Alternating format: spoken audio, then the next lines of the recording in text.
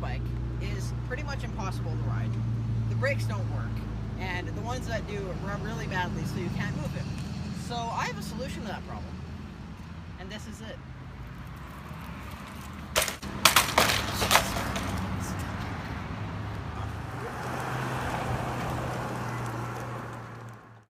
Good evening, ladies and gentlemen. My name is DukesBoy101, as you know from the intro you've just seen. And today, I'm going to be showing you the 8 greatest ways to wash a bicycle. I assure you, you're not going to find a tutorial like this on YouTube anywhere else.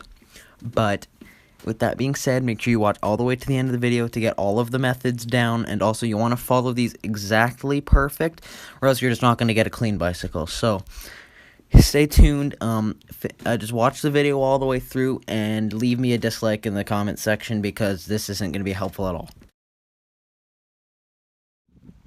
Okay, method number 1 is going to be just throwing your bike in any stream or river.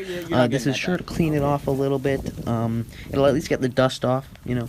Alright, now the second step is to bring your bike to a spray park, where children under the age of 10 can just spray it off with high-pressured water. This is a very easy method, and it definitely will not damage your bike.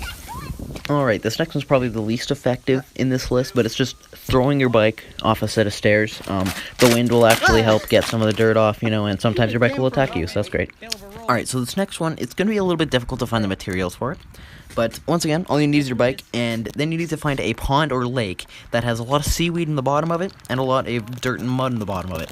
You see, what seaweed does is that it grabs onto the mud and dirt that you might have accumulated on your bike, and it'll actually stick to it, and then once you try and pull off the seaweed, it'll leave some of its kind of green guts on it, and then you pull them off, and it pulls off the mud with it. So, and also you might get a little bit more mud there, but you'll also be taking off mud, so, you know, it's mud for mud.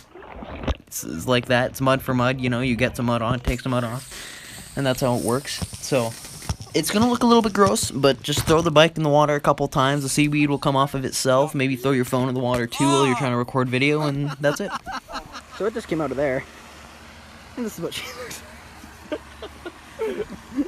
The handle is wrapped in it. Yeah. Oh my lord, that's gross. Like a vehicle wrap. It's so the phone was there too. Oh my goodness, I'm so happy this phone's okay. All right, go. Just throw it.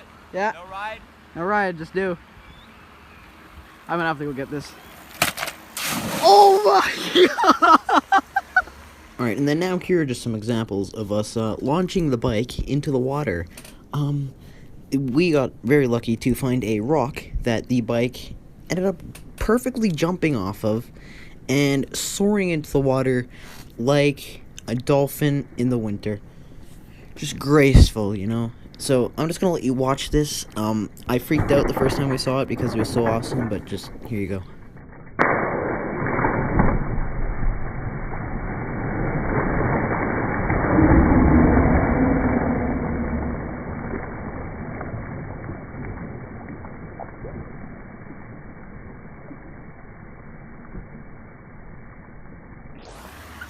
Alright, and now comes up my favorite part. This is where you find a cliff or a very tall hill to throw the bike off of. Now, this gets a ton of wind velocity, which will help with getting the dirt and dust off, you know. The wind gets underneath the mud, helps it get off. This is perfect. You just need to find a hill that's big enough that you can throw the bike off of. This one is kind of a failed attempt for me because I didn't throw the bike hard enough, but you'll see in the next scene, it's a lot better. Because the bike actually gets thrown off better. But here you go. This is probably the most fun method.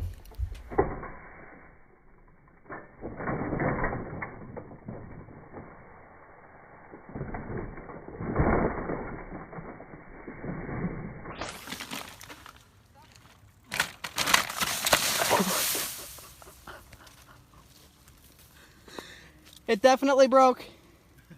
The shock broke. Oh my god. So I'm probably gonna make a YouTube video about this anyway, but you gotta see this. Caleb, can you lift up the back end? The shock is broken. Alright, now you might be thinking, is this really safe for my bike? I just saw a shock absorber that was broken in half. Yes, it is safe for your bike. This is for weight reduction right here. We did this on purpose. You see, you take out the middle part of the shock, and it reduces the overall weight to the bike, helping it fly better and helping it clean better. So, yeah.